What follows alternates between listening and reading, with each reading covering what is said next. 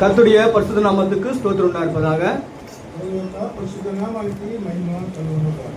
தேவன் கடந்த 8 மாதங்களாக கண்மணியை போல காத்த தேவன்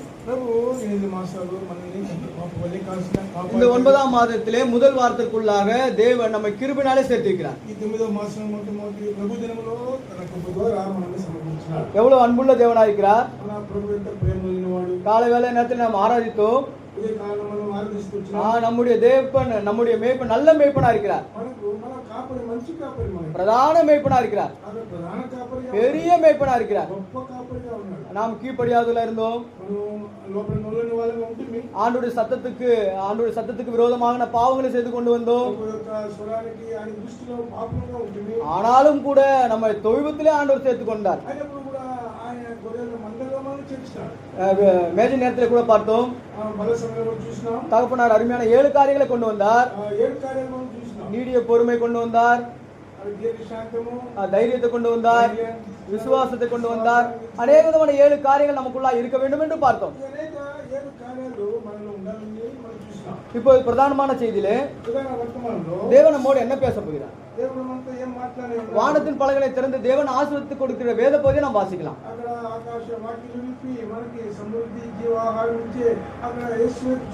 முதலாவதாக ஜெபத்திற்குள்ளாக நாம் ஜெபித்து அதன் பிற்பாடாக வேத பகுதியை தியானிக்க செல்லலாம். ஜெபம்.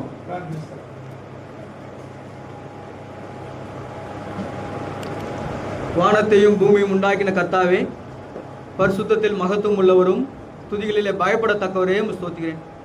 உடைய பரிசுத்தமான பாதத்தை பிடித்து முத்தமிட்டு கர்த்தாவே, இந்த பயங்கரமான பாவ உலகத்திலே வாழ்ந்து கொண்டிருந்த என்னையும் எங்களையும் கூட ராஜாக்களும் ஆசாரிகளுமாக மாற்றி உம்முடைய சன்னிதானத்திற்குள்ளாக எங்களை கொண்டு வந்து சேர்த்து இப்பொழுதும் கூட இந்த பிரதான செய்தி நேரத்தில் நீர் எங்களோடு பேச போயிருந்தாப்பனே. கர்த்தாவே, நாங்கள் விசுவாசிக்கிறோம். நாங்கள் சரி செய்து கொள்ள வேண்டிய காரியங்களை சரி செய்து கொள்ள ஆண்டவரே உம்மிடத்தில் ஆவிக்குள்ளாக நாங்கள் வளர கிருபை செய்வீராக. லூக்கா சுவிசேஷம் 12:12 நீங்கள் பேச வேண்டியவளை பரிசுத்த ஆவியானவர் அந்த நேரத்தில் போதிப்பார். 1 சாமுவேல் 3:9 கர்த்தாவே சொல்லும் அடியேன் கேட்கிறேன். சங்கீதம் 119:18 பார்க்கும்போது உமது வேதத்தில் உள்ள அதிசயங்களை காணும்படி எங்களுடைய கண்களை நீர் திறந்தரும். கர்த்தாவே எங்களை வழிநடத்தலும். ஆண்டவரே எங்களுக்கல்ல கர்த்தாவே, எங்களுக்கல்ல, உங்களுடைய நாமத்துக்கே மகிமை உண்டாவதாக. ஆண்டவரே, அடியேன் அறிக்கை செய்கிறேன், இங்கே உட்கார்ந்து கொண்டிருக்கிற பெரியவர்கள் காட்டிலும் அடியேன் ஒன்றுக்கும் உதவாத அற்பமானவன் என்று அறிக்கை செய்கிறேன். ஞானத்திலேயும் அறிவிலேயும் எல்லா காரியங்களிலும் நான் ஒன்றுக்கும் உதவாதவன், ஞானமற்றவன் என்று அறிக்கை செய்கிறேன். தயவாக நீர் வழி நடத்திடலாம். மொழிபெயர்க்கிற தாசனுக்கு ஆண்டவரே சரீரத்தில் நல்ல பலத்தையும் சுகத்தையும் கொடுப்பீராக. ஆண்டவரே, உங்கள் மகனை பாதுகாத்துக்கொள்ளும். நாங்கள் இருவர் ஏகோபித்து ஜீவனுள்ள வார்த்தையை கொடுக்க கர்த்தர் தாமே நீர் எங்களை வழிநடத்தலுமா. இயேசு கிறிஸ்துடைய மகா பரிசுத்த நாமத்தினாலே ஜெபிக்கிறோம் ஜீவனுள்ள நல்ல பிதாவே, ஆமென். 2 ராஜாக்கள் 4ஆம் அதிகாரம் 3ஆம் அதிகாரம் 2 ராஜாக்கள் 3ஆம் அதிகாரம் 17ஆம் வசனத்தை அனைவருமாக சேர்ந்து வாசிக்கலாம்.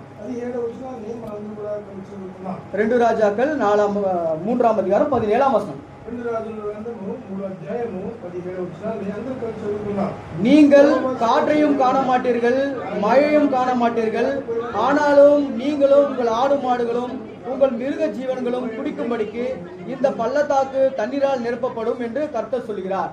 இந்த பிரதான செய்தியிலே தேவன் நமக்கு என்ன வேத பகுதியை கொண்டு வந்திருக்கிறார் என்றால், பள்ளத்தாக்குகளை ஆண்டவர் கொண்டு வந்திருக்கிறார். பள்ளத்தாக்கு என்பது என்ன? ஒரு கிறிஸ்துவனுடைய வாழ்க்கையிலே பள்ளத்தாக்குகளும் மலைகளும் இருக்கின்ற காணப்படுகின்ற ஒரு வாழ்க்கையா இருக்கிறது.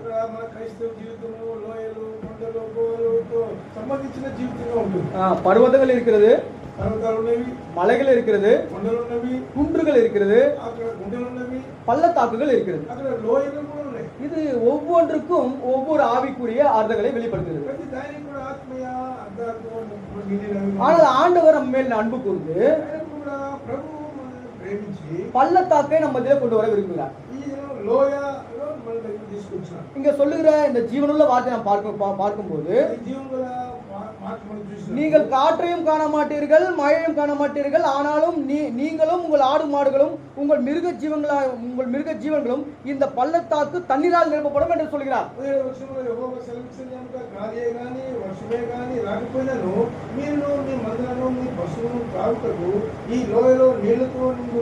பிரியமான சகோதரனே, சகோதரியே, கிறிஸ்துவ வாழ்க்கையில எப்பொழுதும் உன்னதத்திலே நாம் இருப்போம் என்று நினைத்துக் கொள்ளக்கூடாது.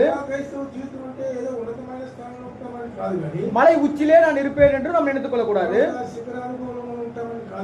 கிறிஸ்துவ வாழ்க்கை பள்ளத்தாக்கிலும் நாம் இருப்போம் என்று நினைவு கூற வேண்டும். பரிசுத்தமான வேதத்திலே பர்வதங்கள் 40 பர்வதங்கள் இருக்கிறது. பள்ளத்தாக்குகள் 34 பள்ளத்தாக்குகள் இருக்கிறது. இன்னைக்கு கர்த்தருக்கு சித்தமானால் 7 விதமான பள்ளத்தாக்குகளை குறித்து தான் நாம் தியானிக்க போகிறோம். முதலாவது பள்ளத்தாக்கு இங்கே நாம் பார்த்தோம் அல்லவா, அதிலே தண்ணீர் இல்லாத ஒரு பள்ளத்தாக்கா காணப்படுகிறது. அப்பேற்பட்ட பள்ளத்தாக்கு ஆண்டவருடைய வார்த்தை சொல்லுகிறது, அங்க பள்ளத்தாக்கு எல்லாமே நிரப்பப்படும் என்று சொல்கிறார். ஆனால் ஆண்டவர் நம்மோடு பேசுகிற காரியம் என்ன? பள்ளத்தாக்குகளின் அனுபவத்துக்குள்ளாக உண்ட அருமையான பிரியமான சகோதரே, சகோதரியே, ஆண்டவர் உன்னுடனே தான் பேச போகிறார். அவருடைய ஜீவனுள்ள வார்த்தை உனக்கே தான் வந்திருக்கிறது. ஆண்டவர் நம்மோடு பேசுகிற காரியம் என்ன? பள்ளத்தாக்குகளிலிருந்து நான் உன்னை மேலே கொண்டு வர போகிறேன். பள்ளத்தாக்குகளில் உண்டான கஷ்ட துன்பம் வியாதி நிரப்ப போகப்படுகிறேன். தேவன் உன்னை ஆசீர்வதிக்கவே விரும்புகிறார். அதனால்தான் நாம் என்ன வாசிக்கப்படும் போது, இஸ்ரவேலை ஆசீர்வதிப்பதே கர்த்தருக்கு பிரியம்.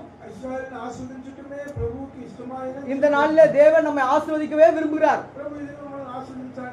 தேவனுடைய வார்த்தையை கொடுத்து நம்ம அதிகமாக உயர்த்த விரும்புகிறார். அந்த 7 விதமான பள்ளத்தாக்குல முதலாவது பள்ளத்தாக்கு என்ன? முதலாவதாக சங்கீதம் 84ஆம் சங்கீதம் 6ஆம் வசனம், அதை சேர்ந்து வாசிக்கலாம். முதலாவது பள்ளத்தாக்கு என்ன? நம்முடைய வாழ்க்கையில இருக்க முதலாவது பள்ளத்தாக்கு அங்க என்ன சொல்லுகிறார் பாருங்கள், சங்கீதம் 84 அதிகாரம் 6 வசனம். அழுகையின் பள்ளத்தாக்கை உருவ நடந்து அதை நீரூற்றாக்கி கொள்ளுகிறார்கள், மாயையும் குளங்களையும் அது நிரப்பும். முதலாவது பள்ளத்தாக்கு நம்முடைய வாழ்க்கையிலே நாம் வாழ்ந்து கொண்டிருக்கிற பள்ளத்தாக்கு அழுகையின் பள்ளத்தாக்கு.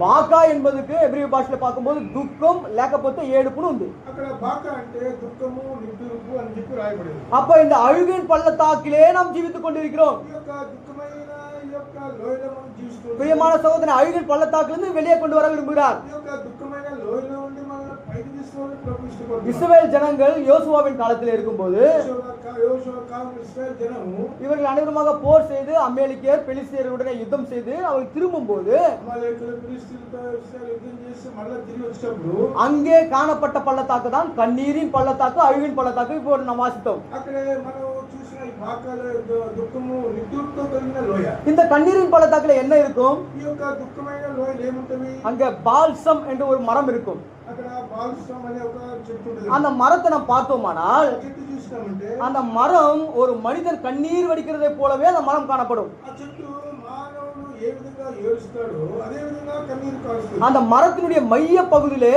இவ்விதமாக அந்த திரவியங்கள் ஊட்டப்படும். ఈ విధంగా ఆ చెట్టు మధ్య భాగంలో ఈ యొక్క రసాయనాలు కారుతుంటాయి. அதை பார்க்கும்போது அந்த மரம் கண்ணீர் வடிக்கிறது போல காணப்படும். అది చూసినప్పుడు ఇక్కడ ఆ చెట్టు కన్నీరుతో కన్నీరు కాల్చినట్టు తెలుస్తుంది. இஸ்ரவேல் ஜனங்கள் எவ்விதமாக இந்த தண்ணீரால் நிரப்பப்பட வேண்டுமானால் ఇశ్రాయేలు జనము ఈ నీటి ఊట్లుగా నింపబడాలంటే இஸ்ரவேல் ஜனங்கள் அந்த பள்ளத்தாக்கிலே கண்ணீர் சிந்தப்பட வேண்டும். ఈ యొక్క లోయలో ఇశ్రాయేలు జనము అక్కడ కన్నీరు చిందాలి. அவர்கள் கண்ணீர் சிந்தினாதான் தண்ணீர் அங்கு புறப்பட்டு வரும். ఆ కన్నీటి ద్వారానే అక్కడ నీళ్లు ఉద్భవిస్తాయి. பிரியமான சகோதரனே, உன்னுடைய வாழ்க்கை இன்னும் நீ கண்ணீர் சிந்தி கொண்டிருக்கிறாயா? ప్రియమైన సోదర సోదరులు, నీ జీవితం ఇంకా కన్నీరు இன்னும் அழுது கொண்டிருக்கிறாயா? ఇంకా ఏడుస్తున్నావా? உன்னுடைய பிள்ளை மாறவில்லை என்று அழுது கொண்டிருக்கிறாயா? నా బిడ్డలు రక్షించబడలేదని కన్నీరు உன்னுடைய குடும்பத்தில் சமாதானம் இல்லை என்று அழுது கொண்டிருக்கிறாயா?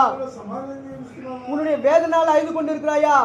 ఉద్యోగాలను ఏడుస్తున్నావా? உன்னுடைய பலவீனத்தினால் அழுது கொண்டிருக்கிறாயா? బలహీనం ద్వారా ఏడుస్తున్నావా? அநேக விதமான காரிய நிமித்தமா நீ அழுது கொண்டிருக்கிறாயா? అనేక కార్యాల ద్వారా దుఃఖిస్తున్నావా? உன்னுடைய கண்ணீர் தேவனுடைய சன்னிதானத்தில் எட்டினது. ఈ యొక్క దుఃఖము కన్నీరు దేవుని సన్నిధిలో అంది అక్కడ நீ చేరినది. சிந்துகிற ஒவ்வொரு கண்ணீருக்கும் தேவன் பார்த்து கொண்டிருக்கிறார். నీవు చిందిన ప్రతి కన్నీరు కూడా దేవుడు చూస్తున్నాడు. அதான் சங்கீதம் 56:8 சொல்லுகிறார், 56 కీర్తన 8లో చెప్తున్నాడు, என்னுடைய கண்ணீரை உடைய துருத்தியில் வையும். నా కన్నీరు నీ యొక్క మూటలో దాచి ఉంచినావు. பிரியமான சகோதரனே, அநேக விதமான கண்ணீர் சிந்து கொண்டிருக்கிறாயா? అనేక కన్నీరు నీవు చిందిస్తున్నావు. உன்னுடைய கண்ணீரை துடைக்க தான் தேவன் உன்னுடனே பேசிக் கொண்டிருக்கிறார். కన్నీరు తుడవాలనే ప్రభు నీతో మాట్లాడుతున్నాడు. எப்பேற்பட்ட சூழ்நிலை இருந்தாலும் கூட, ఎలాంటి పరిస్థితులు ఉన్నా, குடும்ப பிரச்சனைகள் இருந்தாலும் கூட, కుటుంబ సమస్యలు, பிள்ளைகள் மாறவில்லை என்றாலும் கூட, మార్మోన్స్ வியாதி நிமித்தமாய் వ్యాధిగా பலவீன நிமித்தமாய் அநேக விதமாய் கண்ணீர் சிந்து கொண்டிருக்கிறாயா? అనేక చింత కన్నీరు உங்கள் துக்கம் சந்தோஷமாய் மாறும். ఈ దుఃఖము సంతోషంగా మారు. தேவன் உன்னுடைய கண்ணீரை பார்த்தார். దేవుని కన్నీరు చూసినాడు. ஆகாருடைய கண்ணீரை கண்ட தேவன், ఆగారు కన్నీరు చూసి, அன்னாள் கண்ணீரை கண்ட தேவன், అన్నాలు కన్నీరు எசேக்கியாவுடைய கண்ணீரை கண்ட தேவன், చూసి, కన్నీరు தாவீது கண்ணீரை கண்ட தேவன், కన్నీరు இன்னைக்கு உன்னுடைய கண்ணீரும் தேவன் கண்டிருக்கிறார். దినము నీ కన్నీరు కూడా ప్రభు చూస్తున్నాడు. தேவன் உன்னுடைய கண்ணீருக்கு அவர் பதிலளிக்க விரும்புகிறார். దేవుడు నీ కన్నీటికి ఒక జవాబు బదులు அந்த கண்ணீரின் அழுகின் பள்ளத்தாக்குக்குள்ளே ఈ యొక్క దుఃఖించే ఈ యొక్క లోయలో அங்க அநேக மரங்கள் இருந்தாலும் கூட, అనేక చెట్లు ఉన్నప్పుడు కూడా, அந்த கண்ணீரின் பள்ளத்தாக்கிலே தண்ணீர் இல்லாத போது ఆ యొక్క లోయలో నీళ్లు లేకున్నప్పుడు அவர்கள் கண்ணீர் சிந்து தண்ணீர் வர வைத்தார்கள். అక్కడ కన్నీటి ద్వారా ఆ నీళ్లు నింపినారు లోయలో. இந்த நாளிலே நீங்கள் சிந்த கண்ணீரும் தேவ சமூகத்தில் வந்து எட்டினது. ఈ మీరు దుఃఖించే కన్నీరు కూడా దేవుని సన్నిధిలోకి అందజేయాలి. ஆகினால பிரியமானவர்களே, முதலாவது பள்ளத்தாக்கு என்ன? మొట్టమొదటి లోయ ఏంటంటే, உன்னுடைய கண்ணீரை தேவன் துடைப்பார். ఈ కన్నీరు దేవుడు తుడుచును. உன்னுடைய கண்ணீருக்கு தேவன் நிச்சயமாய் பதிலளிப்பார். కన్నీటికి దేవుడు నిశ్చయంగా உன்னுடைய జవాబు இருதயத்துக்கு தேவன் சமாதானத்தை கொண்டு வருவார். ఇస్తాడు. హృదయంలో దేవుడు సమాధానం ఇస్తాడు. இதுதான் முதலாவது கண்ணீரின் பள்ளத்தாக்கு. ఇది మొట్టమొదట లోయ అనుభవం. இரண்டாவது பள்ளத்தாக்கு என்ன? రెండవ లోయ 1 சாமுவேல் 3 సామెతలు 17 அதிகாரம் 17 అధ్యాయం 19 వచனம். 19 వచ్చిన 1 சாமுவேல் 1 సమూయేలు 17 அதிகாரம் 17 అధ్యాయం 19 வசனம். 19 వచ్చిన அனைவரும் சேர்ந்து வாசிக்கலாம். అందరూ కూడా కలిసి, அப்பொழுது சவுலும் அவர்களும் இஸ்ரவேல் எல்லாரும் ஏலா பள்ளத்தாக்கிலே பெலிஸ்தரோடு யுத்தம் பண்ணி கொண்டிருந்தார்கள். இங்கே நாம் இரண்டாவதாக வாசிக்கிற பள்ளத்தாக்கு பேர் என்ன? రెండో ఒక లోయ సంఘంలో ఏంటి? ஏலா பள்ளத்தாக்கு. ఇక్కడ ఏలా లోయ ஏலா என்பதற்கு ఏలా అన్నప్పుడు பயத்தோடு நிறைந்திருந்தார்கள் என்று அர்த்தம். అంటే ఏలా అంటే భయంతో నిండిన లోయ. பாருங்கள், 40 நாளாக பெலிஸ்தியன் கோலியாத் வந்து செல்கிறான். అక్కడ 40 దినాలుగా గొలియాతు వచ్చి అక్కడ ఇశ్రాయేలు మధ్యలో సవాల్ చేసి சவுல் பயந்து போகிறான். సౌలు అక్కడ இஸ்ரவேல் சேனை கூட்டம் பயந்து போகிறது. ఇశ్రాయేలు అంతా కూడా భయపడి எல்லாருடைய இருதயத்தையும் அங்கே திடுக்கிடும் பயங்கரமான காரியங்கள் சம்பவித்துக் கொண்டிருக்கிறது. హృదయాల్లో కూడా కలవరము భయంతో నిండిపోయినాయి. ஆனாலும் கூட అయినప్పుడు కూడా தாவீது சிறு பிள்ளை దావీదు బాలుడైనప్పుడు కూడా கோலியாத்தை எதிர்க்க அவன் முன் சென்றான். అక్కడ గొలియాతును ఎదిరించడానికి ముందు వెళ్ళాడు. தாவீதுடைய தீர்மானத்தை நன்றாக கவனித்து பாருங்கள். దావీదు తీర్మానం చూడండి. ஆட்டுக்கு சென்றார். ఏటికి ఒడ్డు పోయాడు.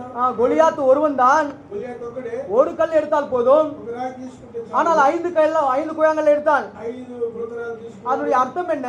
అర్థం ఏంటంటే ஒருவேளை கோலியாத்தை நான் மடங்கடித்து வீழ்த்தினாலும் నేను ఒకవేళ గొలియాతుని చంపినప్పుడు కూడా கோலியாத்துடனே பிறந்த 4 சகோதரர்கள் வந்தாலும் கூட ఆ గొలియాతు సహోదరులు నలుగురు వచ్చినప్పుడు కూడా ஒவ்வொருவனுக்கும் ஒவ்வொரு கல்லுதான் என்று தீர்மானத்தோடு போனான். ప్రతి వారికి కూడా ఒక్కొక్క రాయి అని తీర్మానం చేశారు. பிரியமான சகோதரே, எதை நிமித்தமா நீ பயந்து கொண்டிருக்கிறாய்? దేని కొరకు నువ్వు భయపడుతున్నావు? எதற்காக நீ உன்னுடைய இதயத்தை கலக்கம் அடைந்திருக்கிறது? ఇదే వల్ల నీ హృదయం అంతా కంపించి பயப்படாதே, భయపడద్దు, திகையாதே.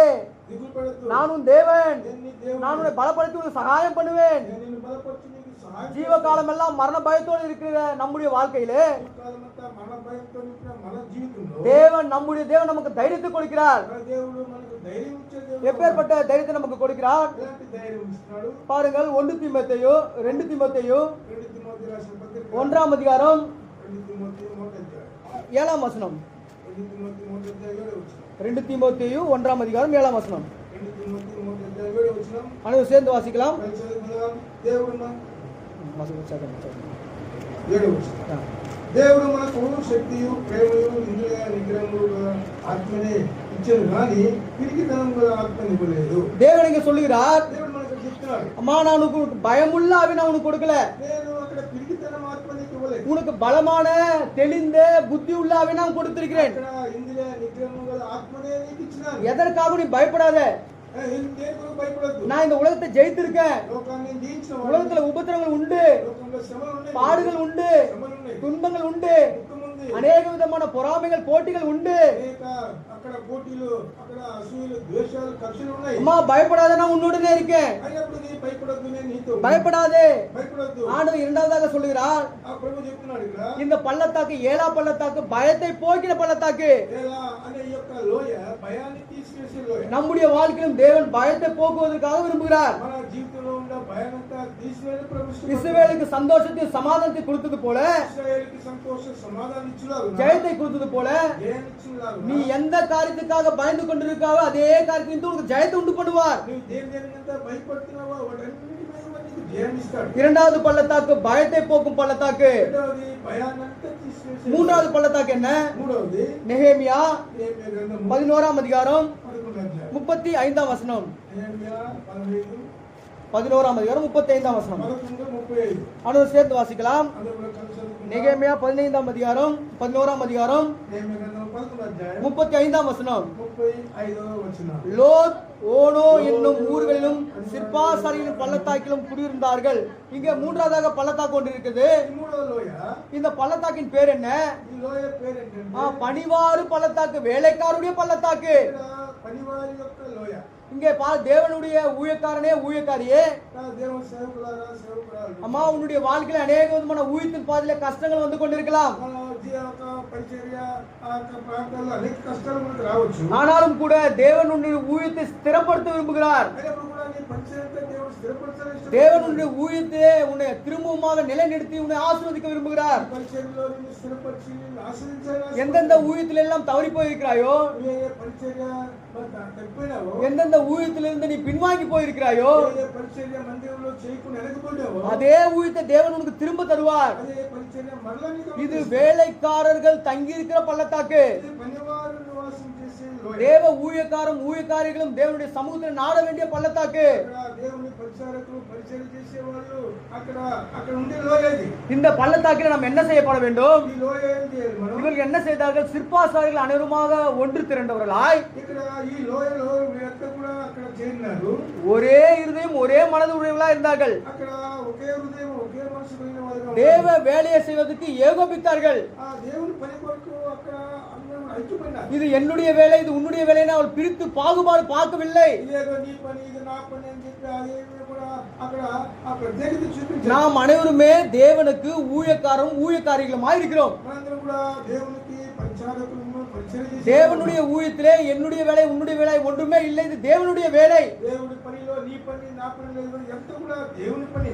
தேவன் இந்த உலகத்தில் எத்தனையோ பேர்கள் நம்மை காட்டில் நீதிமான்கள் உத்தமர்கள் இருந்தாலும் கூட, దేవుడు ఈ లోకంలో అనేకులు నీతిమంతులు ఉత్తములు ఉన్నప్పుడు కూడా ஆனால் தேவ ஊழியத்தை செய்யும்படி உன்னைத்தானே அவர் தெரிந்து கொண்டார். అయితే దేవుని పరిచయం చేయడానికి నిన్ను ఏర్పాటు ஏன் நான் தேவனுடைய ஊழியத்தை விட்டு நீ பின்வாங்கி போகிறாய்? ఎందుకంటే నువ్వు వెనక్కి జారిపోతా ఉన్నావు. தேவன் ஊழியத்தை முன்பாக தொடர்ந்து செய். అక్కడ దేవుని పరిచయం ముందుకు వచ్చి కొనసాగించు. அத்தனை பேரை காட்டிலும் உன்னுடைய சிரசின் மேல் தேவன் அலங்கரிக்கப்பட்டாரே.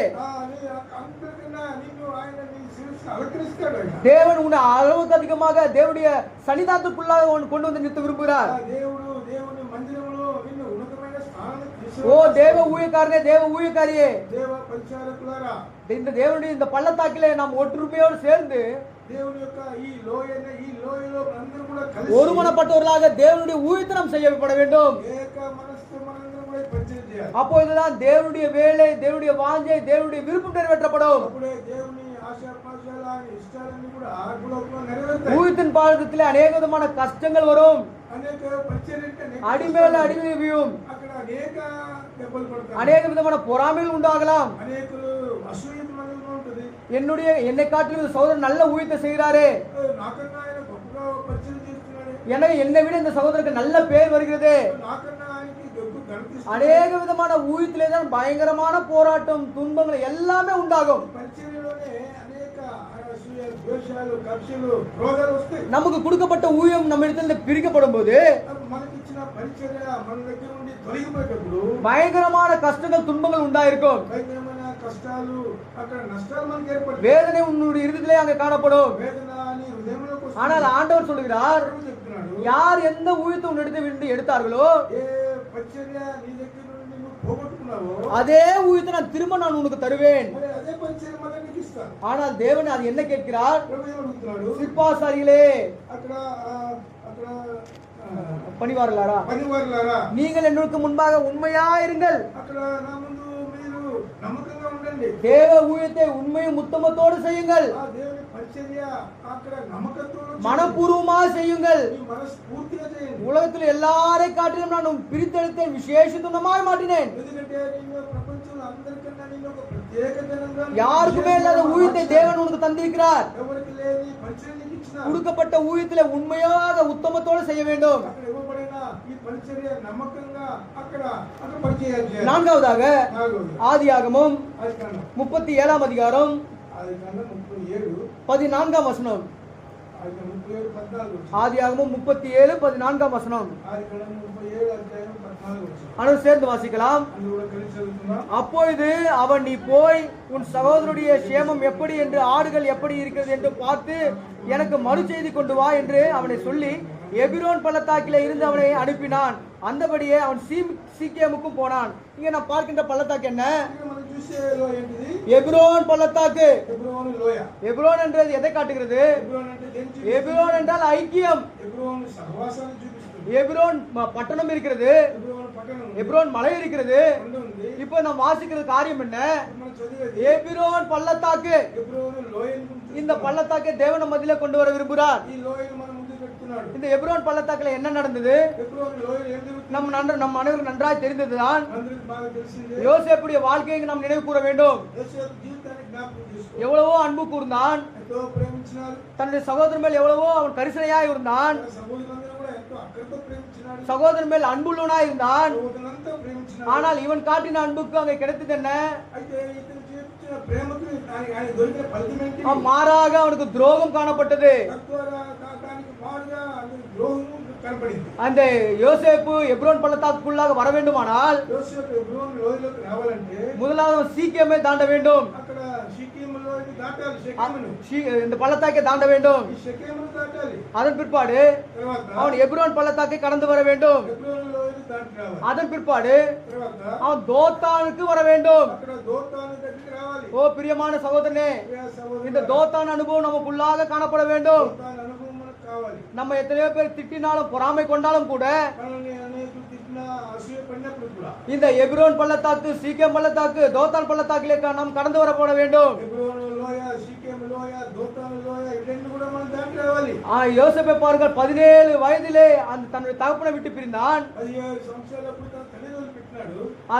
34ஆம் ஆண்டுக்குள்ளாக தான் தன் தகப்பனை திரும்பவும் அவன் பார்க்கிறான். మళ్ళా 34 సంవత్సరాలప్పుడే మన తల్లిని చూసినాడు. 17 வருஷங்கள் தேவ சமூகத்தை விட்டும் தகப்பனை விட்டும் சகோதரத்து தூரமாய் காணப்பட்டான். 17 సంవత్సరాలు తన తండ్రిని అక్కడ తన సహోదరులు అందరూ వదిలిపెట్టి பிரியமான சகோதரனே, சகோதரியே, సహోదరు ஒருவேளை தேவ சமூகத்தில் தூரமா இருக்கிறாயோ என்னவோ, ఒకవేళ దేవుని సన్నిధిలో దూరంగా ఉన్నావేమో, ஜபத்திலே தூரமா இருக்கிறாய் என்னவோ, ప్రార్థనలో దూరంగా ఉన్నావా, தேவ சமூகத்திலே தூரமா இருக்கிறாய் என்னவோ, సన్నిధికి దూరంగా ఉన్నావా, வேத வாசிப்பிலே தூரமா இருக்கிறாய் என்னவோ, వాక్య ఉపదేశానికి దూరంగా ఉన్నావా, சகோதர தத்துவத்திலே தூரமா இருக்கிறாய் என்னவோ, సహోదర సహవాసంలో எந்த காரியத்திலே தூரமா இருக்கிறாய் ஆண்டவன் உன்னுடைய பேசல, நீ கிட்டே வா, நெருங்கி வா.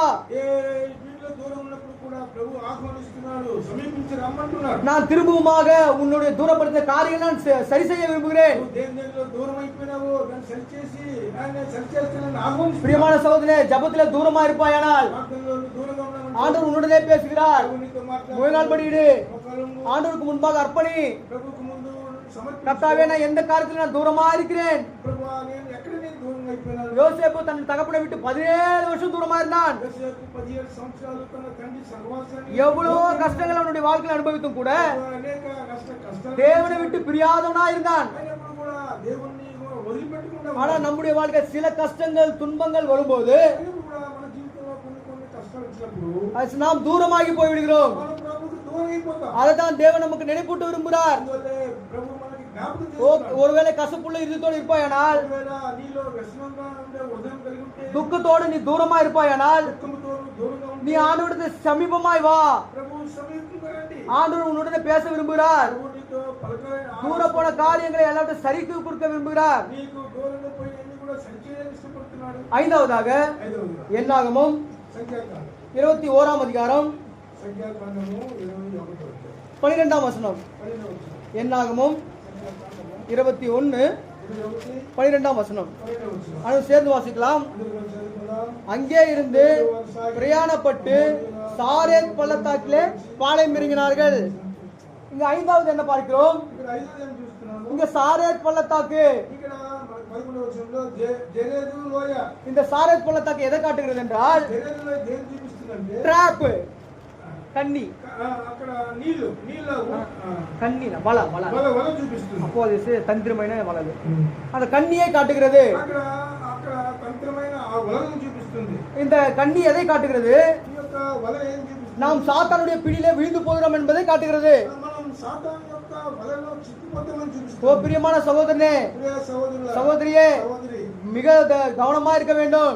చాలా జ్ఞాపకంగా ఉండాలి. இந்த சாரேத் பள்ளத்தாக்கு யார் விழுந்து போனார்கள்? ఈ యొక్క ఈ లోయలో జెరెదులో ఎవరు పడిపోయినారు? தெய்வ మనుషனாகிய మోసే விழுந்து போய்விட்டான். ఆ దేవుని మా మనిషి అయిన మోషే పడిపోయినారు. தேவ மனுஷன் இந்த இஸ்ரவேல் ஜனங்களை அருமையாக வழிநடத்தி கொண்டு வந்தார். ఇశ్రాయేలుని ఎంత అద్భుతంగా నా మార్గం నడిపిస్తూ వచ్చినాడు. 40 வருஷமாக அவர்கள் வந்து கொண்டிருந்தார்கள். 40 సంవత్సరాలు నడిపించుకుంటూ அவருடைய வஸ்திரங்கள் பழுதாகி போகவில்லை. తన వస్త్రాలు మురికారు. அவருடைய பாதரட்சைகள் தேய்ந்து போகவில்லை. అరిగిపోలేదు. அவருடைய கால்கள் வீங்கவும் இல்லை. వాళ్ళు వాయలేదు. மன்னாவினாலே போஷித்தார். మరొక మన్నాతో పోషించినారు. சாயங்கால வேலை நேரத்தை இறைச்சினாலே போஷித்தார். సాయంకాలంలో మాంసం கண்மணி தேலினாலே போஷித்தார். అక్కడ కొండ తేనెతో పోషించి இப்பேற்பட்ட போஷிக்கப்பட்ட இஸ்ரவேல் ஜனங்கள் ఇలాగా పోషించబడిన ఇశ్రాయేలు జనాంగం நன்றியற்றவர்களாக కృతజ్ఞత లేని వారే மோசேக்கு முன்பாக మోషే ముందు அவருடைய இருதயத்தை காயப்படுத்தினார்கள். హృదయాన్ని గాయపరిచినారు. மோசே என்ன செய்தான்? మోషే ఏం చేశాడు? தனக்கு விதிக்கப்பட்ட அந்த டிராப், அந்த கண்ணியிலே அவன் தெரியாமல் விழுந்து போய்விட்டான். తనకి అక్కడ వేసిన వలలో తెలియకుండా అక్కడ పడిపోయినారు వలలో. இஸ்ரவேல் ஜனங்களை பார்த்து மோசே சொல்லுகிற காரியம் என்ன? ఇశ్రాయేలు జనాన్ని చూసి మోషే ఏం చెప్తున్నాడు? ஓ கலகக்காரரே என்று சொல்கிறார். ఓ జగడమాడే వారులారా, கலகக்காரரே என்று திட்டுகிறார். అక్కడ జగడమాడే వారు அவர் சொன்ன ஒரு வார்த்தை நிமித்தமாக ఆ యొక్క ఒక్క మాట ద్వారా அவர் கானான் தேசத்துக்குள்ளாக பிரவேசிக்க முடியாமல் போய்விட்டது. కాలంలో ప్రవేశించలేకపోయినాడు. பிரியமானவர்களே, நம்முடைய வாழ்க்கை இப்பேற்பட்ட கண்ணி விரிக்கப்பட்டிருக்கும். ఇలాంటి యొక్క వలలో మనకు కూడా వేసి நாமும் கூட விழுந்து போவதற்கு மிக சுலபமாய் காணப்படலாம். మనం కూడా సులువుగా ఆ చిక్కులో పడిపోతాం. நமக்கு உண்டான அந்த கண்ணியிலே நாம் வீழ்ந்து போகாதபடிக்கு ఆ చిక్కులో మనం పడిపోకుండా மிக நம்முடைய கிறிஸ்துவ வாழ்க்கை ஜாக்கிரதையோடு காத்துக்கொள்ள வேண்டும். క్రైస్తవ జీవితాంతో జాగ్రత్తగా చూసుకోవాలి. குறிப்பாக வாலிப தங்கைமாரே, ఎవరైనా సహోదర సహోదరులు உன்னுடைய வாழ்க்கையை தேவனுக்கு முன்பாக அர்ப்பணித்துக்கொள். నీ జీవితాన్ని దేవుని సన్నిధిలో అప్పగించు. நீ காலேஜுக்கு போகும்போதும், நீ பள்ளிக்கு செல்லும் போதும், நீ எந்த இடத்துல இருந்தாலும் கூட உனக்காக கண்ணி விரிக்கப்பட்டிருக்கிறத மறந்து போய்விடாதே. నీకు వదలొట్టున్నారు భయపడ మర్చిపో. மற்றவன் எவனோ உனக்கு ஆய் சொன்னான் பாய் சொன்னான் என்று எல்லாருடைய போன் நம்பரை வாங்கி கொள்ளாதே. అందరూ నాతో నీకు ఐకి చెప్తారని ఫోన్ నంబర్లు తీసుకోకండి. மிகவும் ஜாக்கிரதையாக கவனமா இருக்க வேண்டும். జాగ్రత్తగా ఉండాలి. இந்த உலகத்திலே காதல் என்றும் லவ் என்றும் அநேகமாய் பயங்கரமாய் பெருகிக் கொண்டிருக்கிறது. ఈ యొక్క ప్రేమ ఇలాంటి సంకల్పాలు అనేకంగా உலகத்திலே இந்த மொபைல் போன் மூலமா அநேக பாவங்கள் பெருகிக் கொண்டிருக்கிறது. మొబైల్ ఫోన్ ద్వారా అనేక పాపాలు ఉద్భవించినాయి. மகளே மகனே, உனக்கு வைக்கப்பட்ட கண்ணியை நீ நினைவு கூறு. కుమార్తెలారా నీకు ఉంచబడిన மத்த அந்நிய சகோதரனை அந்நிய புதிய காரியங்களை உள்ளே கொண்டு வராதே. నూతన కార్యాలు నీ జీవితంలో తెచ్చుకో. தேவன் உன்னை பரிசுத்தமாக விரும்புகிறார். దేవుని పరిశుద్ధపరచాలని உலக பாவங்கள் உனக்குள்ளாக இருக்க கூடாது என்று விரும்புகிறார். లోక పాపాలు నీలో ఉండకూడదని ఇష్టపడుతున్నాడు. உன்னுடைய வாலிப வயசை தேவனுக்கு பரிசுத்தமாக ஒப்புணுவி. ఈ యొక్క యవ్వన జీవితాన్ని పరిశుద్ధంగా ప్రభువుకు பரிசுத்தமான வேதத்திலே பழைய ஏற்பாட்டின்படியாக யோசேப்பும் தானியேலும் தன்னுடைய பரிசுத்தமான வாழ்க்கையை காத்துக் கொண்டார்கள். పాత నిబంధన గ్రంథంలో యోసేపు దానియేలు వారికి ఇచ్చిన పరిశుద్ధతను కాపాడుతున్నారు. உன்னுடைய பரிசுத்தமான வாழ்க்கை நீ காத்துக்கொள். ఈ పరిశుద్ధ జీవితాన్ని உலக కాపాడు. பிரகாரமான எந்த ஒரு பாவம் உனக்கு ஒட்டி கொள்ள கூடாது. లోక పాపం ఏది కూడా నీకు అంటుకోకుండా జాగ్రత్త. உன்னுடைய தாய் தகப்பன்மாருக்கு கீழ்ப்படிந்திரு. తల్లిదండ్రులకు లోబడు. தாய் தகப்பன்மார் காட்டுகின்ற வழியில நட. తల్లిదండ్రులు చూపించిన మార్పులను వెళ్ళు. தாய் தகப்பன்மார் உனக்கு எந்த காரியத்தை குறித்து வைத்துக் கொள்கிறாரோ, விவாகமோ மற்ற எந்த காரியமோ கீழ்ப்படிந்திரு. ఏ తల్లిదండ్రులు నీకు ఏం చెప్తున్నారో దానికి అన్ని పూర్ణంగా లోబడు. எந்த காரியத்திலேயும் உனக்கு சொந்த ஆலோசனை எடுத்துக்கொள்ளாதே. సొంత ఆలోచనలు దేని కూడా నువ్వు இது உனக்காக விரிக்கப்பட்ட டிராப், கண்ணீர் வலையா இருக்குது, பள்ளத்தாக்கா இருக்குது. నీ కొరకై అపవాది నిర్మించిన ఆ కన్నీరు వలగా ఉన్నది. அப்பேற்பட்ட மோசவே அந்த கண்ணீர் பள்ளத்தாக்குல விழுந்து போய்விட்டார். అలాంటి మోషేనే ఆ యొక్క కన్నీరు లోయలో இன்னைக்கு పడిపోయాడు. நானும் நாமும் எம்மாத்திரம் నువ్వు నేను ఏమాత్రం நம்ம சுற்றி இருக்க வலையை கவனித்து பார். మన చుట్టూ ఉన్న వలను చూడండి. தேவ சமூகத்துக்கு முன்பாக எது கண்ணி எது தேவ சமூகம் எல்லாவற்றையும் நிதானித்து பார். దేవుని సన్నిధి ముందు ఏది అక్క ఊరునేటి అక్కడ దేవుని ప్రేమ ఏదో గమనించి చూడు. எவனை வீழ்கலாமோ என்று அவன் வகை தேடி சுற்றித் திரிகிறான். ఎవరిని మృంగుదనా అని వాడు సైతానుడు అక్కడ తిరుగుతున్నాడు. வாலிப பிள்ளையே, உன்னுடைய பரிசுத்தமான வாழ்க்கையை காத்துக்கொள். ఎవరైనా బిడ్డలారా మీ పరిశుద్ధ தேவனுக்கு முன்பாக ஞானஸ்தானம் பெறு. ఆ దైవ సన్నిధిలో బాప్తిసాక్షి లోబడు. தேவனுக்கு முன்பாக கீழ்ப்படிந்திரு. దేవునికి ముందు నువ్వు లోబడి ఉండు. பரிசுத்தமான வேதத்தை அதிகமாக தியானி. పరిశుద్ధ గ్రంథాన్ని చదివి అలవాటు. தேவனுடைய பிள்ளைகளோட ஐக்கியமாயிரு. దైవ బిడ్డలతో సహవాసం కలిగి ఉండు. அப்போதுதான் இப்பேற்பட்ட கண்ணிலிருந்து நீ வியாதபடி பாதுகாத்துக் கொள்வாய். అప్పుడే ఇలాంటి ఉరులో నుండి నువ్వు తప్పించబడతావు. வாலிபருக்கு மட்டுமல்ல, దేవునికి మాత్రమే பெரியவளா எல்லாருக்கும் கூட ஆண்டவர் சொல்ற காரியம் என்ன? నా సహోదర సహోదరులందరూ நம்முடைய வார்த்தையினாலே விழுந்து போய்விடுவோம். అనేక మాటల ద్వారా పడిపోతారు. நம்முடைய வார்த்தையினாலே மற்றவர்களை காயப்படுத்தி விடுவோம். మన మాటల ద్వారా ఇతరులను గాయపరుస్తాం. நம்முடைய செயல்களினாலே மற்றவர்களை காயப்படுத்தி விடுவோம். మన క్రియల ద్వారా ఇతరులను நமக்கு அது தெரியாது. మనకు తెలియదు కానీ ஆனாலும் கூட అయినప్పుడు కూడా நாம் எந்தெந்த காரியங்களை சிக்கிக் கொண்டு இருக்கிறோமோ, మనం దేంట్లో అక్కడ చిక్కుకున్నామో, எந்தெந்த காரியங்களை நாம் சிக்கப்பட போகின்றோமோ, దేంట్లో మనం చిక్కుకోబోతున్నామో எல்லாவற்றையும் தேவன் நம்முடைய நினைவுக்குள்ளாக நம்ம கொண்டு வருவார். అన్ని కూడా మనకి ప్రభు జ్ఞాపకం చేస్తూ இந்த கண்ணின் பள்ளத்தாக்குல மிக ஜாக்கிரதையா இருக்க வேண்டும். ఈ యొక్క ఊరిలో మనం చాలా జాగ్రత్తగా ఉండాలి. என்னாகமும் 6வது பள்ளத்தாக்கு என்ன?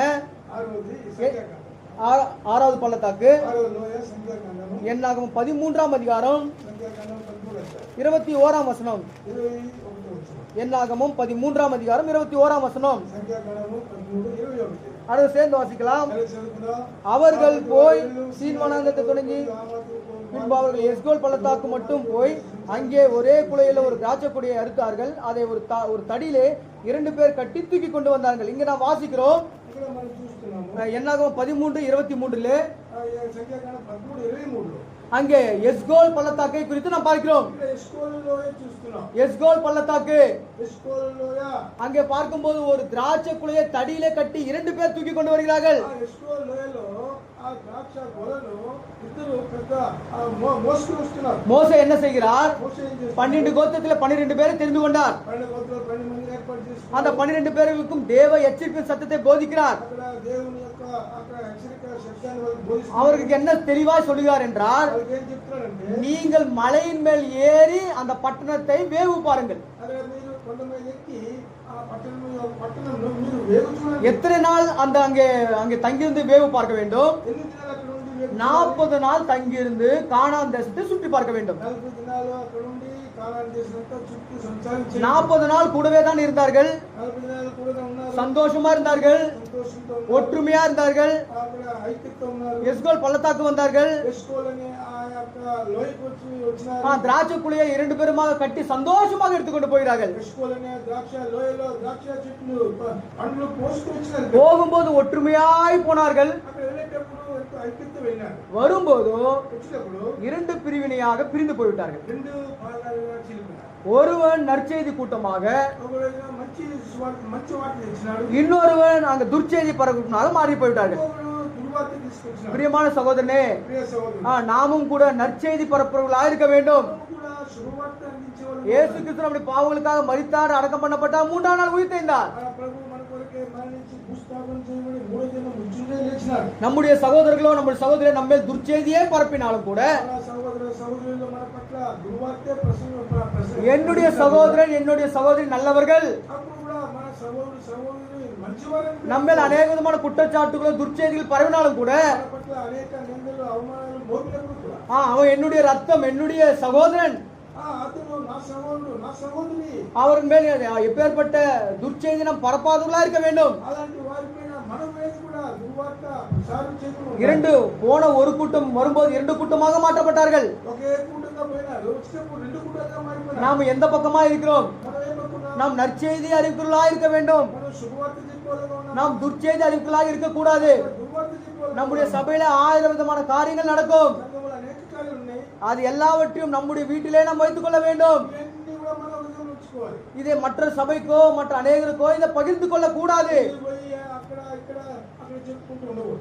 அக்கறைந்து பார்க்கும்போது இக்கரை பச்சையாகத்தான் இருக்கும். అక్కడ దూరం కొండలు నొలుపని చెప్పి మనం చూస్తాం. ஆனால் நம்முடைய துர்ச்செய்தி மற்றவர்கள் மேல் பரப்பி விடாதவர்களா இருக்க வேண்டும். అక్కడ దుర్వార్త మనం ప్రసంగించేవాళ్ళు. சபையில எந்த காரியங்கள் நடந்தாலும் வெளியே சொல்லாதவர்களாய் காணப்பட வேண்டும். సంఘ కార్యాలన్నీ కూడా బాహ్యంగా అక్కడ అక్కడ చెప్పుకోకుండా ఉండాలి. நம்முடைய குடும்பத்தில் அநேக பிரச்சனைகள் பாடுகள் வந்தாலும் கூட, కుటుంబంలో అనేక సమస్యలు వచ్చినప్పుడు கணவன் மனைவிக்குள்ள அநேக பிரச்சனைகள் வந்தாலும் கூட, భార్య భర్తల మధ్యలో மற்றவர்களுக்கு நாம் ஷேர் செய்யும் போது, மற்றவர்களுக்கு நாம் பகிர்ந்து கொள்ளும் போகும்போது వ్యక్తులతో పంచినప్పుడు அது துர்ச்செய்தியாய் பரம்பிவிடும். అది ఎట్లా ఉంటుందంటే అది అనేకులకి దుర్వార్తగా ప్రచారం అయింది. ஆண்டவர் நம்முடன் என்ன சொல்லுகிறார்? చెప్తున్నాడు. இந்த எஸ்கோல் பள்ளத்தாக்கின் மூலியமாக యెషోవా ఈ లోయ ద్వారా எந்த செய்தியும் நாம் துர்ச்செய்தியை நாம் பரப்பாதவர்களா இருக்க வேண்டும். అక్కడ దుర్వార్త ప్రసంగించే వాళ్ళగా మనం ఉండకూడదు. நம்முடைய சபையிலே, நம்முடைய வீட்டிலே, நம்முடைய வேலை செய்கிற ஸ்தலத்திலே எல்லா இடத்திலுமே நாம் எந்த செய்தி மற்றவர்கள் பகிரக்கூடாதவர்களா இருக்க வேண்டும். మనము మన ఉద్యోగస్థలంలో సంఘంలో కుటుంబాల్లో ఇలాంటి దుర్వార్తలు ప్రసంగించే వాళ్ళు தேவ அன்பை பற்றி, சகோதரனுடைய அன்பையோ சகோதரிய அன்பை பற்றி நாம் பகிர்ந்து கொள்ளலாம். దేవుని యొక్క సహోదరుని యొక్క ప్రేమను మనం పంచుకునే వాళ్ళగా ఉండాలి. ஆனால் மற்ற தேவையில்லாத காரியங்களை நாம் பகிர்ந்து கொள்ளக்கூடாது. అవసరం లేని కార్యాలు మనం పంచుకోకూడదు. ஏழாவதாக, ఏడవదిగా, கடைசியாக చివరిగా 1 சாமுவேல் మొదటి సమయాలు 6ஆம் அதிகாரம் 6వ అధ్యాయం 13ஆம் வசனம். 1 சாமுவேல் 6ஆம் அதிகாரம் మొదటి సమయాలు 6వ అధ్యాయం 13వ వచనం. 13ஆம் வசனம். அனைவரும் சேர்ந்து வாசிக்கலாம். అందరికీ చదువుకుందాం. பெத்சுமேஷின் மனுஷர் பள்ளத்தாக்கிலே கோதுமை அறுத்து கொண்டிருந்தார்கள். அவர்கள் தங்களை கண்களை ஏறெடுக்கும் போது பெட்டியை கண்டு அதை கண்டதினால் சந்தோஷப்பட்டார்கள். இங்க வாசிக்கின்ற 7வது கடைசியான பள்ளத்தாக்கு என்ன? చివరి లోయ చూడండి. இது பெத்சுமேஷின் பள்ளத்தாக்கா இருக்கிறது. బెత్షెమెషు లోయ. தேவ பெட்டி, உடன்படிக்கை பெட்டி 4 இடத்துல இருந்தது. దేవుని యొక్క మనసుకు పెట్టారు. 4 స్థలాల్లో పెట్టారు. முதலாவது ஷீலோல இருந்தது, షిలోహులో మొట్టమొదటి, இரண்டாவது பெத்சுமேஷில இருந்தது, రెండవది బెత్షెమెషులో, மூன்றாவது கிரியாத் யாரிமில இருந்தது, అది మూడవది కిర్యత్ కార్యంలో, நாலாவது எருசலேம் தேவாலயத்திலே இருந்தது. నాలుగవది యెరూషలేము దేవాలయంలో. இங்கே உடன்படிக்கை பெட்டி பெத்சுமேஷ ஜனங்களிடத்திலே வந்திருக்கிறது. ఈ యొక్క నిబంధన మందసము బెత్షెమెషు జనాంగం దగ్గరికి వచ్చింది. அந்த ஜனங்கள் எல்லாரும் பாருங்கள், అదేమంతా చూడండి. தேவ பெட்டியை கண்டு அவர்கள் பயந்து போகவில்லை. ఆ యొక్క మందసాన్ని చూసి వాళ్ళు ఎవరు భయపడలా. அதற்கு மாறாக దానికి మారుగా அவர்கள் சந்தோஷப்பட்டார்கள் என்று எழுதப்பட்டிருக்கிறது. దానిని చూసి వాళ్ళు సంతోషించారు. ஆண்டவர் நம்முடனே சொல்லுகிற காரியம் என்ன? பிலிப்பியர் 4:4 தான். ఫిలిప్పీ పత్రిక 4:4. கர்த்தருக்குள் சந்தோஷமா இருங்கள். ప్రభువునందు ఎల్లప్పుడూ సంతోషం. மறுபடியும் சொல்லுகிறேன், கர்த்தருக்குள் சந்தோஷமா இருங்கள். ప్రభువునందు సంతోషం. அவர்கள் அந்நியர்கள் தான், అన్యులు தேவனுடைய அன்பு தெரியாதவர்கள் தான், దేవుని ప్రేమ లాంటి தேவனை விட்டு பிரிந்து போனவர்கள் தான், దేవునికి దూరస్తులు. யுத்தத்திற்கு பாத்திரவான்களானவர் தான். అక్కడ యుద్ధాలకి సిద్ధపడే వాళ్ళు ஆனாலும் கூட అయినప్పుడు కూడా தேவ பெட்டியை பார்க்கும்போது சந்தோஷம். ఇక్కడ చూడండి దేవుని యొక్క అంతశాన్ని చూసినప్పుడు వాడు ఎంతో సంతోషించింది. அன்புள்ள சகோதர தேவ ஜனமே, ప్రియ సోదర సోదరులారా, தேவனுடைய ஆலயத்துக்கு வரும்போது சந்தோஷத்தோடு வர வேண்டும். దేవుని సన్నిధికి సంతోషంతో రండి. எப்பேற்பட்ட துக்கத்தோடு நீ வர வேண்டாம். ఏ దుఃఖంతో నువ్వు రావడం, தேவனை ஆராதிக்கும்படியாக ஆயத்தத்தோடு நீ வா. దేవుని ఆరాధించే హృదయంతో సిద్ధపడుతున్నా. தேவன் உன்னுடைய உடன்படிக்கை செய்ய விரும்புகிறார். దేవుడు నీతో ఒక నిబంధన చేయాలని நாம் 1 கொரிந்தியர் 11ஆம் அதிகாரத்தில் நாம் வாசிக்கிறோம். 11 అధ్యాయం போஜன பண்ணின பின்பு அவர்கள் அந்தபடியே பாத்திரத்தை எடுத்தார்கள் என்று வாசிக்கிறோம். అక్కడ వాళ్ళు భోజనం చేసి ఆ పాత్రను ఎత్తుకొని అని చెప్పి చూస్తున్నారు. இது என் ரத்தத்தினாலேயே புதிய உடன்படிக்கையா இருக்கிறது. ఇది నా రక్తం వలన నూతన నిబంధనను చూస్తున్నా. பிரியமான சகோதரனே, தேவன் உன்னை புதிய உடன்படிக்கை செய்ய விரும்புகிறார். నూతన నిబంధన మనతో చేరాలి. ஒருவன் கிறிஸ்துக்குள் இருந்தால் பழையவைகள் ஒழிந்து போயின, ఒకడు క్రీస్తులో ఉంటే పాతవి గతించిపోయాయి. எல்லாம் புதிதாயின. సమస్తమును தேவன் புதிய உடன்படிக்கை உன்னுடைய செய்ய விரும்புகிறார். ప్రభు నూతన నిబంధన నీతో చేరాలి. என்ன உடன்படிக்கை அது? ఏం నిబంధన? அன்புள்ள சகோதரர்களே, தேவன் நம்மை நோக்கி கேட்கின்ற காரியம் என்ன? ప్రభు మనతో చెప్పే మాట ఏంటంటే, உன்னுடைய இருதயத்தை எனக்கு தா. సహోదర సహోదరుని, నీ హృదయం నాకు ఇవ్వండి. உன்னுடைய இருதயத்தை எனக்கு தா. నీ హృదయం నాకు ఇవ్వు. உன்னுடைய இருதயம் எங்கே போய் கொண்டிருக்கிறது? హృదయము ఎక్కడెక్కడ సంచారం நீ இந்த மத்தியான வேலை நேரத்திலே உன்னுடைய கிறிஸ்துவ வாழ்க்கை எந்த நிலைமையில எந்த காலகட்டத்தில் இருக்கிறாய்? ఈ మధ్యాహ్న సమయంలో క్రీస్తుతో ఉన్న సంబంధము ఎంత ఎంత ఐక్యత సంబంధం ఉన్నావా, దూరంగా ఉన్నావా? ஆதாமை நாம் பார்க்கும்போது మనం చూస్తున్నాం எவ்வளவு அன்பாக ஐக்கியமாக இருந்தார்கள். ఎంతో ఐక్యతతో అక్కడ ఉన్నారు ప్రభు. ஆனால் பாவம் உள்ளே வந்தவுடனே అయితే పాపం ఎప్పుడైతే వాళ్ళ தேவ சமூகத்தை விட்டு தூரமாய் போனார்கள். దైవ సమూహంలో தேவ உடன்படிக்கையை மறந்து போனார்கள். దేవుని నిబంధన మర్చిపోయారు. இந்த நாளில் தேவனுடன் நாம் செய்த உடன்படிக்கை என்ன? దేవునితో మనం చేసిన నిబంధన ఏంటిది? இந்த 2025ஆம் ஆண்டிலே நாம் ஒரு தீர்மானம் எடுத்தோம் அல்லவா? 2025 ప్రారంభంలో మనం తీర్మానం చేసుకున్నాం. அந்த தீர்மானத்தை ஆண்டவர் நமக்கு நினைப்பூட்டுகிறார். ఆ తీర్మానం పదే పదే ప్రభు జ్ఞాపకం చేయలేదా? என்ன தீர்மானத்தை நீ எடுத்தாய்? ఏ తీర్మానం చేసుకున్నావు? அந்த தீர்மானத்தை நீ செய்கின்றாயா? ఆ తీర్మానం அந்த నెరవేర్చుకున్నావా? தீர்மானத்திற்குள்ளாக நீ வழி நடக்கின்றாயா? ఆ తీర్మానం ద్వారా నడిపించబడుతున్నావా? தேவன் அந்த தீர்மானத்தை உனக்கு உன்னுடைய நினைவிலே கொண்டு வர விரும்புகிறார். ఆ తీర్మానం పదే పదే నీకు జ్ఞాపకం చేస్తున్నాడు. தேவனுடைய உடன்படிக்கை செய்ய வேண்டுமானால் దేవునితో నువ్వు నిబంధన చేసుకోవాలి. நீ தீர்மானித்து கொண்ட காரியம் தூரமாக இருக்கிறது. నువ్వు తీర్మానం చేసుకున్న కార్యం నీకు ఎంతో దూరం అయిపోయింది కదా. ஆகையினாலே தேவனுடைய நாம் ஐக்கியமா இருப்பதற்கு దేవునితో నువ్వు ఐక్యపరచాలి. நம்மை நாமே முற்றிலுமாக அர்ப்பணிப்புள்ளா இருக்க வேண்டும். మనం సంపూర్తిగా అర్పించుకోవాలి. இது உடன்படிக்கையின் பள்ளத்தாக்காய் காணப்படுகிறது. ఈ నిబంధన లోయగా அம்மா, அநேக ஜனங்கள், கர்த்தரை அறியாத ஜனங்கள் சந்தோஷமா இருக்கிறார்கள். అనేకులు దేవుని ఎరగని బిడ్డలు ఎంతో సంతోషంగా ఉన్నారు. பெத்சிமேஷே பட்டணத்தார் சந்தோஷமா இருக்கிறார்கள். పశ్చిమేశ్వరం ఎంతో సంతోషంగా ఉన్నారు. தேவ சமூகத்துக்கு வருகின்ற தேவ பிள்ளையே, దేవుని అయితే నువ్వు దేవుని సముఖంగా వస్తున్నావు. దేవుని బిడ్డగా உன்னுடைய இருதயம் சந்தோஷமாகட்டும். నీ హృదయం కూడా సంతోషంగా ఉంది. தேவனுக்கு செய்த பொருத்தினை நினைவுகொள்.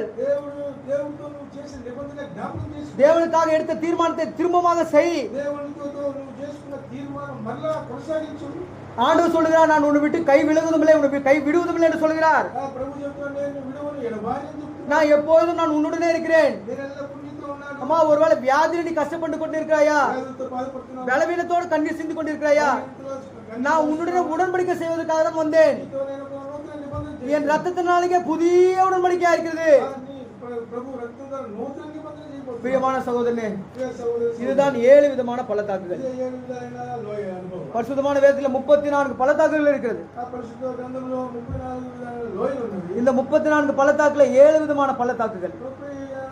వీటిలో 7 రకాలైన முதலாவது பள்ளத்தாக்கு, మొట్టమొదటి లోయ. ஓ கண்ணீரோடு நீ இருக்கிறாயா? కన్నీటితో ఉన్నావా? அழுது கொண்டிருக்கிறாயா? దుఃఖంతో ఉన్నావా? உன்னுடைய இருதயம் காயப்பட்டு இருக்கிறதா? హృదయం గాయపరచబడింది. பலவீனத்தோடு இருக்கிறாயா? బలహీనంగా ఉన్నావా? வியாதியா இருக்கிறாயா? వ్యాధితో ఉన్నావా? உன்னுடைய கண்ணீரை துடைக்க ஆண்டவர் இந்த கண்ணீரின் பள்ளத்தாக்கை கொண்டு வருவார். ఈ కన్నీరు తుడవడానికి కన్నీటిలో తీస్తున్నారు. இரண்டாவதாக రెండవదిగా நாம் பார்க்கின்ற பள்ளத்தாக்கு என்ன? మనం చూసిన లోయ பயத்தினால் நிறைந்த பள்ளத்தாக்கு. భయంతో నిండిన ஒருவேளை நீ பயத்தோடு இருப்பாயானால், భయంతో ఉన్నావు. எந்த காரியத்தில் நீ பயந்து கொண்டிருக்கிறாயோ దేని ద్వారా భయపడుతున్నావు? அதே காரியத்தில் உனக்கு ஜெயத்தை அவர் தர விரும்புகிறார். నీకు జయాన్ని ఇవ్వాలని ఆశపడుతున్నావు. மூன்றாவது என்ன? మూడవదిగా தேவ ஊழியக்காரனே, தேவ ஊழியக்காரியே, పరిచయం చేసేవాడు. தேவன் திரும்பமாக உனக்கு ஊழியத்தை உனக்கு கொடுத்து உன்னை நிலைநிறுத்த விரும்புகிறார். ప్రభు మరలా నువ్వు పోగొట్టుకున్న పరిచయం మరలా నీకు ఇవ్వాలని ఆశపడుతున్నావు. தேவனுக்காக ஆயத்தமாயிரு. ప్రభు కొరకు సిద్ధపడు. தேவனுடைய ஊழியத்தை தொடர்ந்து செய். దేవు పరిచయం కొనసాగించు. நான்காவது பள்ளத்தாக்கு என்ன? నాలుగవదిగా எப்ரோன் பள்ளத்தாக்கு. ఎబ్రోను లోయ. அது ஐக்கியத்தின் பள்ளத்தாக்கு. అక్కడ ఐక్యత நாம் ஐக்கியமா இருக்க தேவன் விரும்புகிறார். మనము అక్కడ ఐక్యతతో ఉండాలని ప్రభు தேவனை விட்டு தூரமாய் போன காரியங்கள். దేవుని వదిలి దూరం వెళ్ళిపోయిన ஒருவேளை ஜெபத்திலே தூரமா இருக்கிறாயா? ప్రార్థనలో దూరం தேவ அன்பிலே தூரமா இருக்கிறாயா? மற்ற எந்த காரியத்தில தேவனை விட்டு தூரமா இருக்கிறாயா? మిగతా ఏ కార్యాలకు దేవునికి దూరం అయిపోయినావు. ஆண்டவர் உன்னுடைய பேசுகிறார், ప్రభు నీతో మాట్లాడు. நீ என்னுடைய சமீபமாய் வா, నువ్వు సమీపంగా రా. உனக்கு உண்டான தூரமான காரியங்கள் எல்லாவற்றையும் அப்புறப்படுத்து. నీకు ఏ దూరంగా అయిపోయినావు అన్ని కూడా దూరం అది తీసివేయి. ஐந்தாவது என்ன? ఐదవది ட்ராப், கண்ணின் பள்ளத்தாக்கு. అక్కడ అక్కడ అక్కడ అక్కడ వల లోయ. அந்த கண்ணின் பள்ளத்தாக்கிலே ఆ యొక్క వలలాంటి நம்முடைய வார்த்தையினாலே, మన మాటల ద్వారా நம்முடைய செயல்களினாலே మన క్రియల ద్వారా ஏதோ ஒரு நிமித்தமாய் நம் வலையில நிச்சயமாக விழுந்து போய்விடுவோம். ఏదో ఒక విధంగా మనం ఈ యొక్క వలలో చిక్కుపోతాం. மிக மிக கவனமாய் ஜாக்கிரதையா இருக்க வேண்டும். ఎంతో జాగ్రత్తగా ఉండాలి. குறிப்பாக வாலிப தம்பி தங்கமாரே, ఎవరి உன்னுடைய வாலிபத்தை பரிசுத்தத்தோடு காத்துக்கொள். ఎవరి ప్రయాణాన్ని పరిశుద్ధం కాపాడు. ஆண்டவருக்காக ஆயத்தமாறு. ప్రభు కొరకు సిద్ధం. ஆண்டவர் உன்மேல் மனக்கோட்டையை கட்டி வைத்துக் கொண்டிருக்கிறார். ప్రభు నిన్ను గొప్ప చేయాలని ఆశపడుతూ ఉన్నాడు. அந்த மனக்கோட்டையை உடைத்து விடாதே. ఆయన ఆశను உன்னுடைய தாய் தகப்பன்மாருடைய ஆசைக்கு நிறைவேற்றுவதற்கும்படியாக கீழ்ப்படிந்திரு. తల్లిదండ్రులకు నువ్వు లోబడి ఉండు. ஆறாவதாக ఆరవది எஸ்கோல் பள்ளத்தாக்கு. ఎస్కోలు లోయ. நாம் மற்றவர்களுக்கு முன்பாக துர்ச்செய்தி நாம் பரப்புள்ளா இருக்கக்கூடாது. మన ఇతరులకు దుర్వార్త ఎప్పుడు చెప్పేవాళ్ళగా ఉండవు. மற்றவர்கள் நம்மேல் எப்பேற்பட்ட துர்ச்செய்திகளை பரப்பினாலும் கூட ఇతరులు మన ద్వారా మన పట్ల ఎంత దుర్వార్త ప్రసంగి நாம் மற்றவர்கள் என்னுடைய சகோதரன் என் சகோதரி நல்லவர்கள் உத்தமர்கள் என்று சொல்ல வேண்டும். అలాంటి వారిని కూడా నా సహోదరుడు నా సహోదరి మంచి వాళ్ళని మనం చెప్పుకోవాలి. ஏழாவதாக என்ன பள்ளத்தாக்கு? ఏడవది பெட்சிமேஷின் பள்ளத்தாக்கா இருக்கிறது. ఎస్టిమేషన్ లోయ. அம்மா, எந்த தீர்மானத்தை நீ எடுத்துக்கொண்டு தூரமா இருக்கிறாயோ என்னவோ, యొక్క ఈ తీర్మానాలు తీసుకొని ప్రభువు దగ్గర నుండి దూరం ఉన్నావేమో. தேவனுடன் உடன்படிக்கை செய்ய விரும்புகிறார். దేవుడు నీతో ఒక தேவனுடன் பேச விரும்புகிறார். నీతో మాట్లాడి ఉన్నాడు. எந்த காரியத்திலிருந்து தேவனுடைய பிரிந்து போயிருக்கிறாயோ, ఏ కార్యాలను దూరం తొలగిపోయినావో ஆனால் தேவனுடைய திரும்ப நிலைநிறுத்த விரும்புகிறார். ప్రభు మరలా నిన్ను స్థిరపరచాలని ఆశ. பிரியமான சகோதரனே சகோதரியே, ప్రియ సహోదరి సహోదరుడు. இதுதான் 7 விதமான பள்ளத்தாக்குகள். ఇదే 7 రకాలైన இந்த ஆவிக்குரிய பள்ளத்தாக்கிலே ఈ ఆత్మీయ లోయ అన్నిములో கடைசி காலம் மட்டுமாக చివరి వరకు కూడా மரண பரியந்தமும் మన పర్యంతము நாம் நடக்க கர்த்தர் தாமே நமக்கு உதவி செய்வாராக. ప్రభు నా పరుగులు నడవడానికి ప్రభు మనకి సహాయం చేయాలి. ஆமென்.